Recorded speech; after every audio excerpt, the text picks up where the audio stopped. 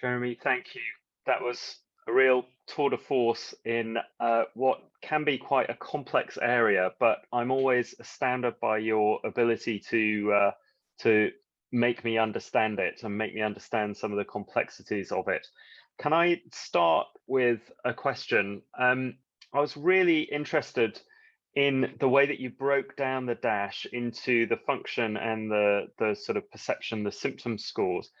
And what questions came in the symptom score, and how do they relate to the symptoms that our patients tell us they suffer in Dupuytren's in qualitative studies where patients have been asked about their symptoms?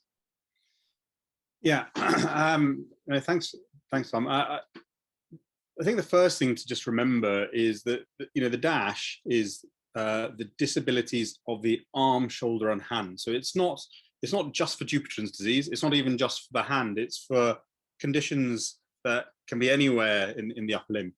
So I think the first thing to say is that the task items are quite kind of heavy duty. Can you change a light bulb overhead? Can you do yard work? They're quite involved because it's supposed to cover the entire upper limb.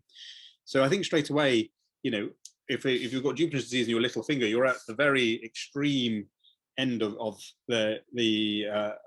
what's being measured with it, and it's not necessarily surprising some of the task items aren't really well targeted for you.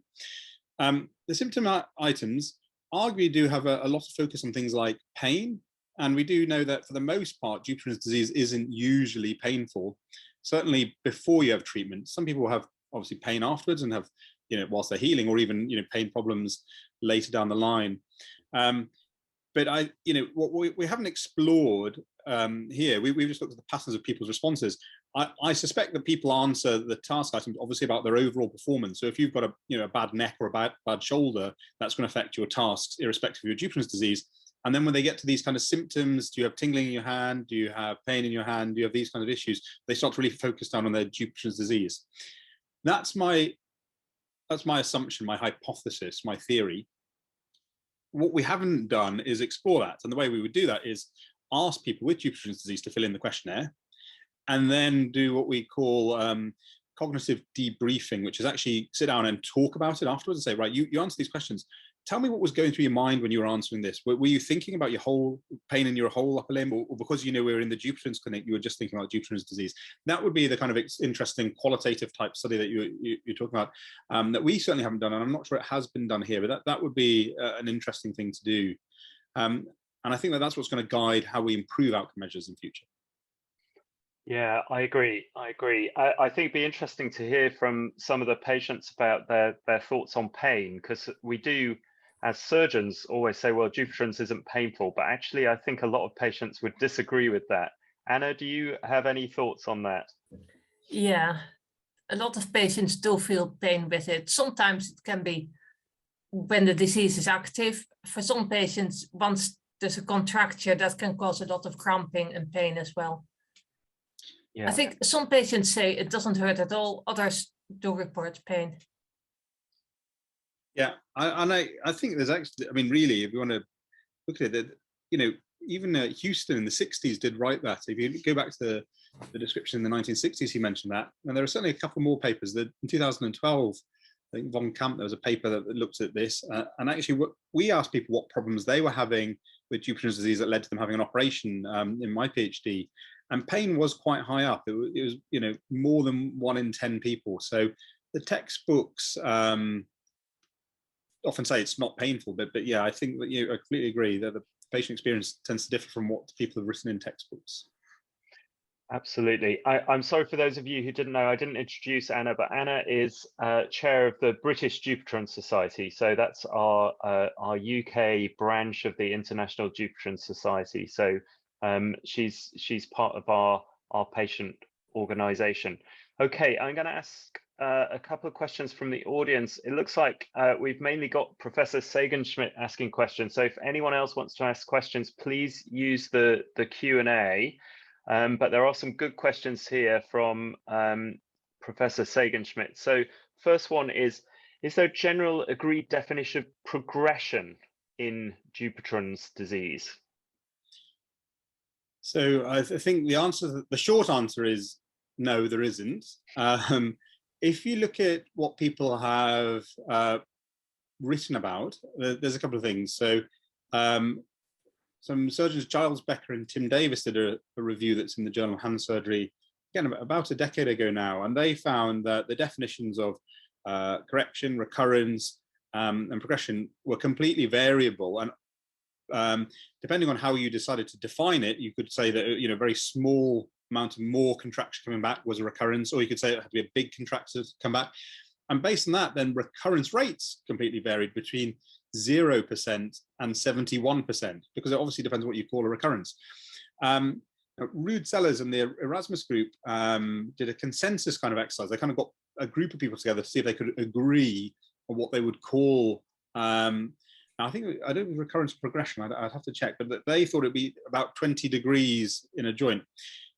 Now that's, you know, this is trying to just draw a line in the sand, I think, really. It's a bit tricky. And I certainly know, Henrik, that I've been talking to Richard Schaffer, who's another person in your field in the UK. We've been talking about this because if you're treating people with radiotherapy for their Dupuytren's disease, they probably aren't in that kind of state of disease, in that stage of the condition. So what we don't think we have is agreement, certainly in that kind of context at all. And I think that there's more work needs to be done there. And again, what would be interesting to look at is whether the consensus exercises actually involves people with the condition, or whether, again, it's treating clinicians, because we do have our biases. And I think that the future work needs to really be what we call multi-stakeholder and have all relevant parties involved. Yeah, absolutely. I would agree with that. And Anna, I'm sure you'd agree with that as well. We have to have patients involved when we're working these things out. Next question from Professor Sagenschmidt is, can there be, or what can be the definition of remission in Dupuytren's or Lederhose disease? I would say I'm not sure. Well, I'm not sure anyone's ever totally cured of Dupuytren's disease. I think there's always a chance of recurrence. So can we define remission given that? Jeremy, what do you think? I think, well, one thing that I think we do see is that people come for treatment or for consideration of treatment at very different stages. So some people come with early contractures, nodules, pain. Other people come with very advanced contractures. So I think if you want to take this back to the person's perspective, it probably is a removal of the problem for them. So in some people, that's, you know, dealing with a tender nodule that's stopping them playing a musical instrument. For other people, it's partly correcting a very advanced contracture that now leads to them poking their eye when they wash their face. I agree completely. I don't think the disease pattern is going to go away in the remission sense of cancer type treatments, where you can't find any gram of the disease in the body. I don't think that's what we're talking about here, but maybe we're talking about functional type remissions. Anna, I don't know what you think. I think there's always a chance it's going to come back no matter what you do.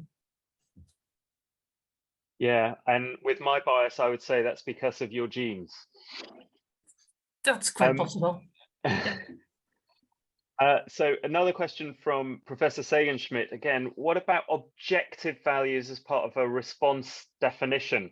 So this is has an interesting underlying thought to it, is the difference between objective and subjective. And really, Jeremy, do you want to talk us through that?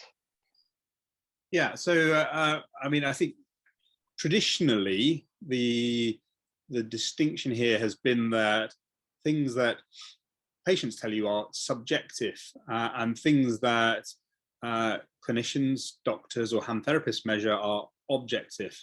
Personally, this is not something I particularly like, because I think it has an underlying tone of implying that the patient is somehow unreliable or variable in some kind of way, and that things that we measure with devices and little digital scales must therefore be robust, reproducible, and accurate.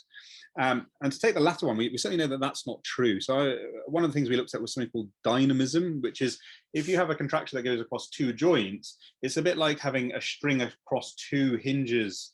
And actually where you position one can add or release tension across the other, a bit like pulling on a puppet. So the the point was that we found that you can actually really fiddle your device measurements quite considerably in your objective measures, and that they weren't necessarily particularly reproducible at all. You could change it by up to about 30 degrees if you pushed and pulled in the right direction whilst you did your measurement.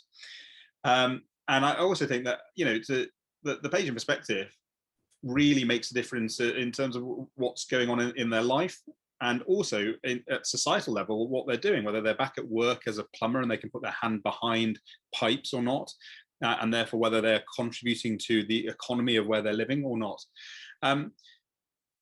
So that's kind of just an overview about thinking about this.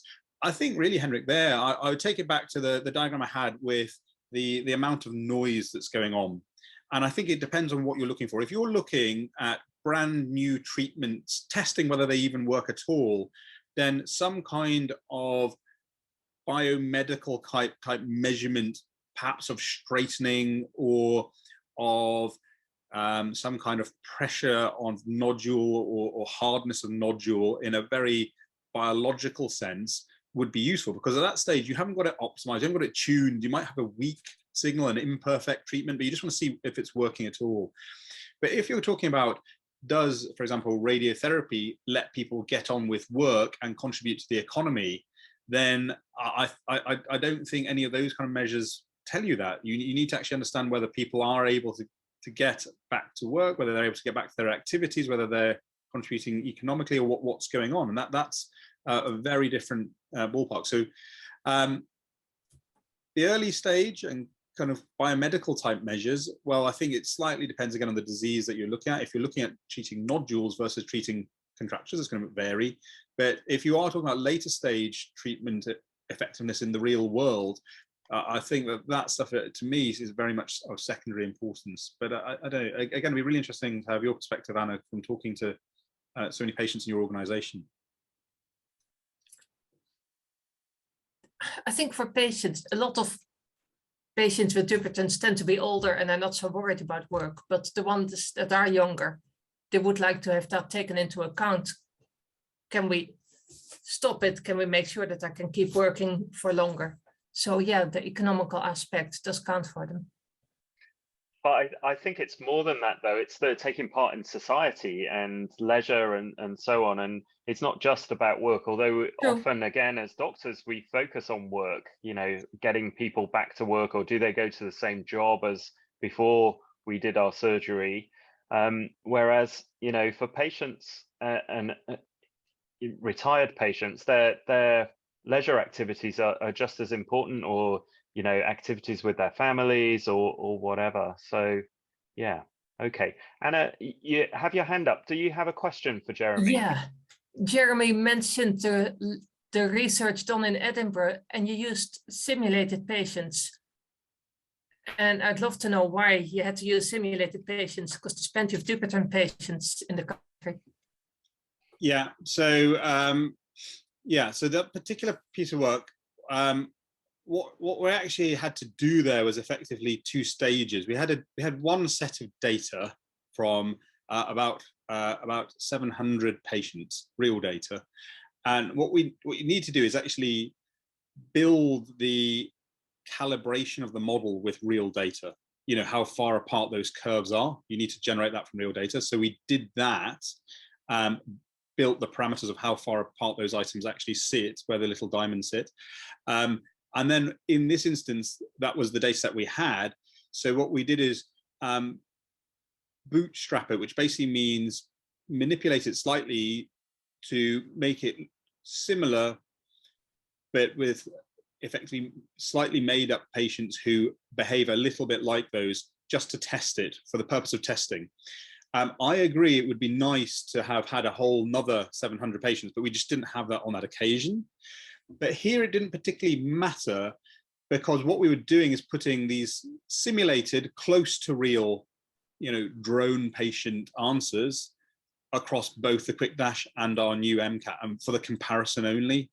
So we weren't just saying, does MCAT measure real patients exactly in the right way? We're just saying, how many items does it use compared to the Quick Dash if you feed them both the same response sets? I agree. The next step would be to take it forward into, you know, posing it to real people and seeing how they get on with answering it.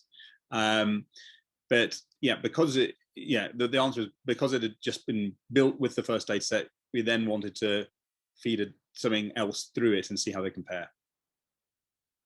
I'm sure you'll have lots of volunteers from the British Dupuytren Society and probably the Canadian Dupuytren Society, who I think are represented here tonight as well. So yeah, there'll be lots of people wanting to help with that, Jeremy. I've got two questions that are very similar from Jesper Nordenskjold and Tom Gerards, which it essentially comes down to which PROM would you recommend you use if you were comparing two treatment methods for Dupuytrens, and why have you chosen that particular one? If you had to choose one.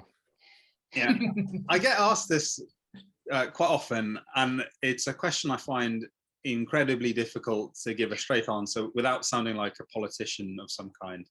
And I think it slightly does depend what exactly your question is and what comparisons you're going to be making.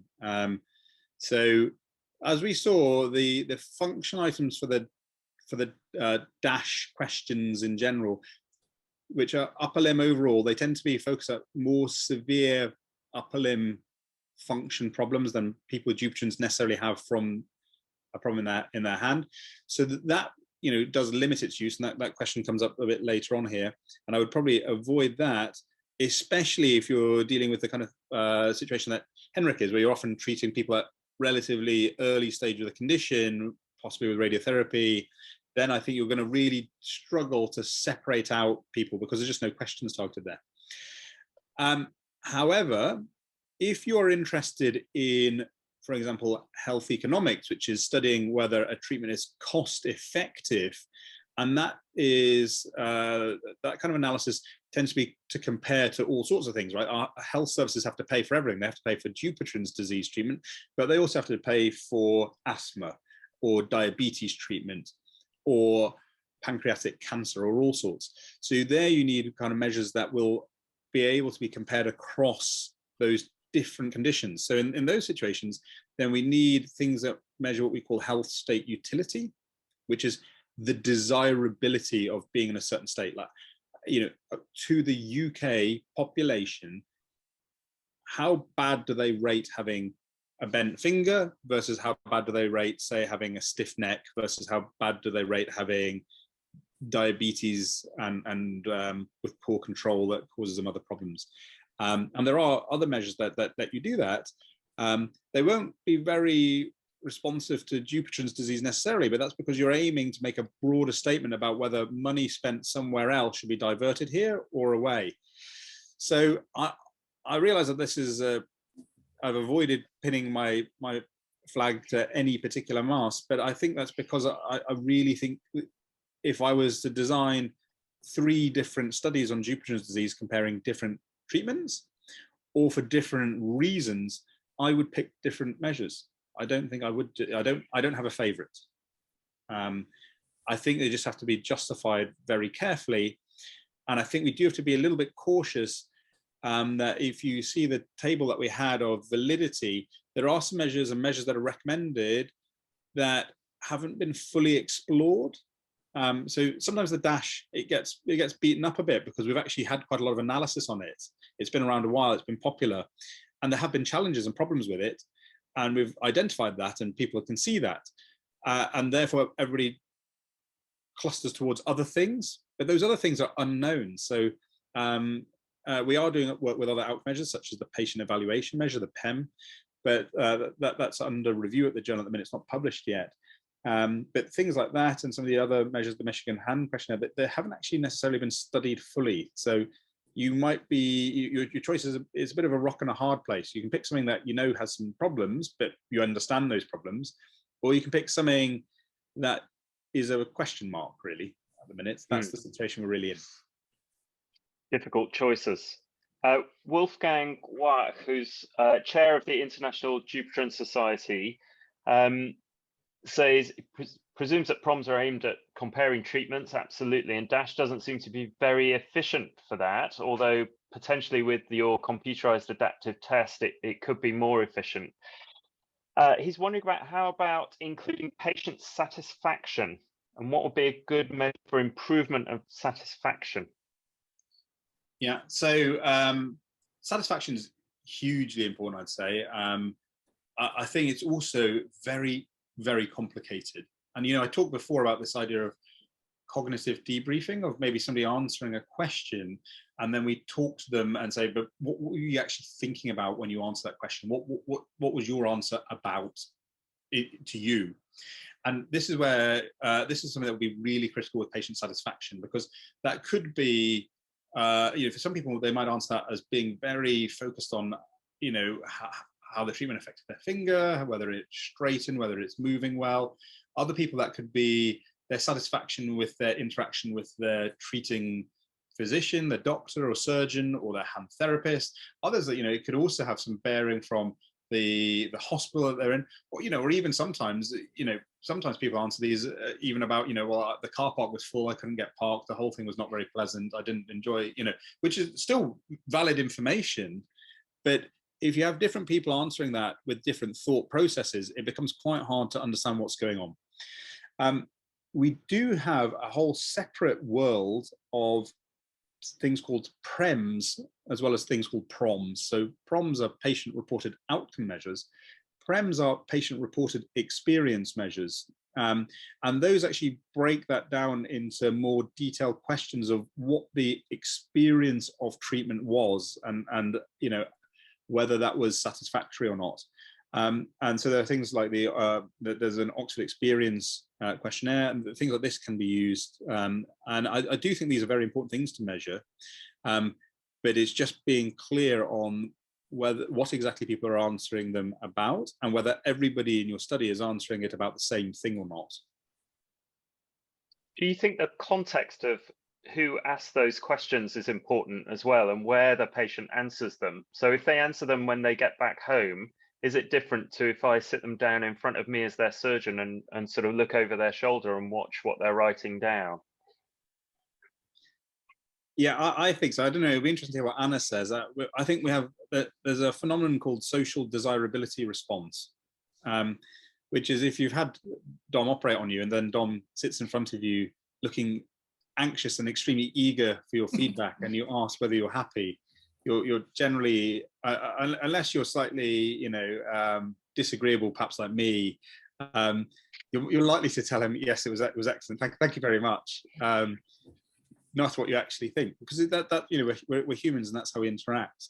So yeah, social desirability responses can be a challenge. Yeah, I don't know, Anna, what do you think about this? I think you're right there. I think it might be better to ask the patients when they leave, do you mind filling in this questionnaire when you come home? Of course, Yeah. then you've got a problem that not everybody will send it in.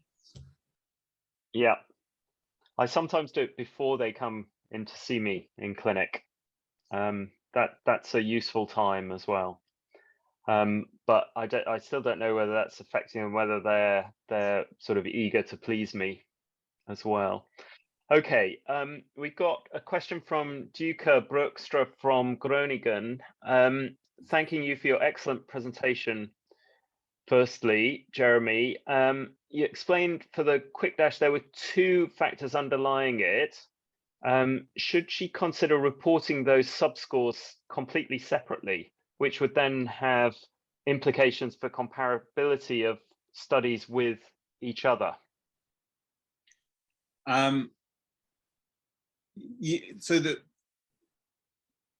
the short answer is I think yes, and we have done some work with the data set that we had people with Dupuytren's disease who were treated by Jay McKeegan in Fife, and also people with carpal tunnel syndrome. We've done some more work with the people who had carpal tunnel syndrome. What we know is that the split between those items persists across those conditions. Carpal tunnel syndrome is really quite different to Dupuytren's disease. It's, you know, pain and tingling in the fingers, sometimes in the advanced stages, weakness of the thumb, but it's not, you know, joint contractures and problems like that. So it is very different. But nevertheless, that separation persists there as well. And if you do a carpal tunnel release, which is you make a cut to take the pressure off the nerve, which is an operation that we would generally consider to be pretty successful. If you use the quick dash, which contains items in the dash, and you add them all up as you're supposed to, we found that you get a percentage, about 70% or so say that they're better effectively. If you separate it out, you get a more granular understanding, which is a larger percentage, over 80% get an improvement in their symptoms. In other words, the pain and tingling gets better, but quite a low percentage, around 50%, get an improvement in their function. And that's because your carpal tunnel syndrome wasn't stopping you changing the light bulb overhead or doing yard work necessarily. And that persists. The fact that you've got, a bad back, that was before, and that persists after, and that's what's stopping you. So the problem of adding things up when we see that there are separating out patterns like this is that you lose information. So you dilute signal. You say things don't work because there's no change, when actually they changed pain and tingling, but they didn't change function, or vice versa. Now, it doesn't mean we can just throw that scoring across everything yet. We need to check that in other areas as well. So, maybe trigger finger and other hand conditions and so on and so forth, and certainly elbow and shoulder issues. But I think you could actually consider looking at sub-scoring and see, because you might actually see different patterns, and you might be getting lost or mixed messages. And the beauty of all of this is that the questionnaire hasn't changed. The questionnaire and the actual responses people complete is still exactly the same. It's just applying a different mark scheme. So, you don't need to change the questionnaire that you use. People can still fill it in. If you've got answers from 10 years ago before all this was done, you can rescore them with this and see. It's not different starting information. It's just different ways of interpreting and looking at it. Yeah, I think that's really important, that you can actually still compare with other studies, as long as you've got access to that primary data. Another question from Professor Sagan-Schmidt: can previous therapeutic procedures change the sort of functional and symptomatic perception, the overall outlook of a patient in the long term? I think it certainly can do in certain things. So first of all, it probably affects how likely you are to complete measures, as Anna was kind of mentioning before. People go home whether they'll fill things in, and we get a problem called missing not at random, which means some people don't fill in the questionnaire, and it's kind of because of how they did, either because they did really badly and they weren't happy, and so they're not happy to fill it in. Therefore, the people who do fit in, you get a rosy view that it looks like you've done really well, but that's because all the people who did badly didn't give you the information, or vice versa. In some situations, all the people who did well are so busy getting on with life that they're too busy, they don't fill it in, and only the people who write bad reviews on TripAdvisor are here telling you how bad it is, and you get a really gloomy picture. So that's one problem that you can get. Another interesting thing is something called response shift. And what this is maybe we have to again park Dupuytren's disease, because Dupuytren's disease, as we know, tends to progress over time. But if you look at a condition that is chronic but relatively stable, so I don't know, say for some reason stiffness in your shoulder happened after you had a fall and an injury and then stayed completely the same for a long time. If you ask somebody to fill in scores about that over a long time with no treatment, so biologically the problem doesn't change, their scores tend to get better over time. And that's because of three kind of underlying phenomena, which are basically you recalibrate, you reconceptualize, and you reprioritize. So it might have been that is your shoulder bad? At the beginning you say yes, because I used to play a lot of tennis and it wasn't sore before and it's sore now. But then over time, what soreness is becomes a bit less to you, and what was a 9 out of 10 soreness becomes a 7 out of 10 soreness, because you've got used to living with it. You might reconceptualize that. You used to say, yeah, I used to call that soreness, but now you call it tingle, an ache or something, and therefore you don't score it as soreness. And you also reprioritize. You know, I stopped playing tennis and now I play bowls instead, and you know, my life is no longer affected in the same way because I've changed what I do. So there are complicated factors here. Part of it is, as Henrik's saying, the treatment itself might affect who completes this across a whole population in a study, but for an individual living with a long-term condition, the perspective on that does tend to change, and we see that quite consistently across lots of different long-term conditions. So it's quite complicated. It's definitely it's a difficult area, and I imagine something like, say, arthritis in the hands suffers from that as well, as people sort of adapt in those different ways. Okay, another question from Duca. As far as she understands, the results from factor analysis are dependent on the population that's included. So how generalizable are your results, do you think? It depends on, that varies by the analysis. As Duca correctly says, some of the earlier bit about the underlying factors are not necessarily generalizable. Those are the patterns in this particular data set. So what we do like to do is repeat the analysis on other data sets. So we have a data set from Oxford and a data set from Scotland. It's very useful to run it in one and then apply the model to the other and see if it holds true. There are some of the analyses that are done here, and particularly some of the item response theories, some of those curves, they actually do have measurement that they say transcends the population. That's because you have separated out how severe the people situation is from where the items sit on the thermometer.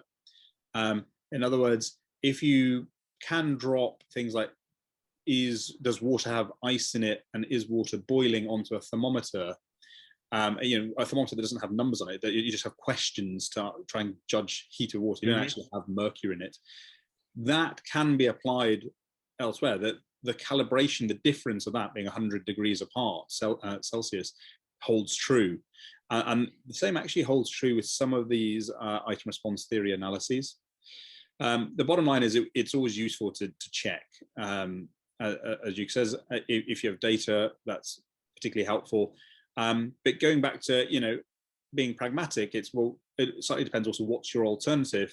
And if your alternative is just the ordinal sum scoring, summing up like the jogging score at the beginning, well, you've got to remember that your baseline option, your default, is not necessarily ideal to begin with. It's also not very good. Yeah, maybe some international collaboration. I know we've got a lot of international attendees today, so yeah, it would be interesting to see whether your analyses hold true in the States and in the Netherlands and so on and so forth. We've got two open questions, but they're very much related, I think. So Wolfgang Wack says the wide spread of criteria for satisfaction, this is coming back to the sort of PREMS idea about patient satisfaction, makes your measurement difficult, but doesn't that just reflect the spread of problems with Dupuytren's? And then Tom Gerards sort of takes that a little bit further and says, well, how about measuring quality of life? I think they're sort of related questions and important ones. Yeah. So as I mentioned, earlier on, sometimes we're interested in something called health state utility, and the utility is this desirability, or how a population of people, be that British people, Dutch people, Canadian people, people in the USA, value being in a certain state. And by the way, that varies, right? So for example, say the utility of being in a wheelchair, that may well vary. It might not be particularly have a particularly bad impact on the value placed on the state if you are in Europe where everything is accessible, for example. But if you live in sub-Saharan Africa, that is a potentially a much worse state to be in. Things are not accessible necessarily. That would be something you really would like to avoid. So first of all, utility does vary, and how the weights placed in these things, the values do vary by populations. The challenge is, if you ask people very general questions to do that, and you see no difference or no change, is it that the questions were just not really particularly useful here? They didn't have the granularity to pick up whether something affected somebody, or is it that Dupuytren disease doesn't necessarily have a big impact on people's lives? And that can be hard to tease out with the current measures we've got. And I think what we need to do is understand more about the value placed on having Dupuytren's disease per se. So rather than just go straight to the quality of life measures, we use them because those experiments of value this population, ask 1,000 people in the UK what they think about this, they have been done. So we have the scoring available, and we haven't necessarily done a lot of work with this in other areas like in hand surgery.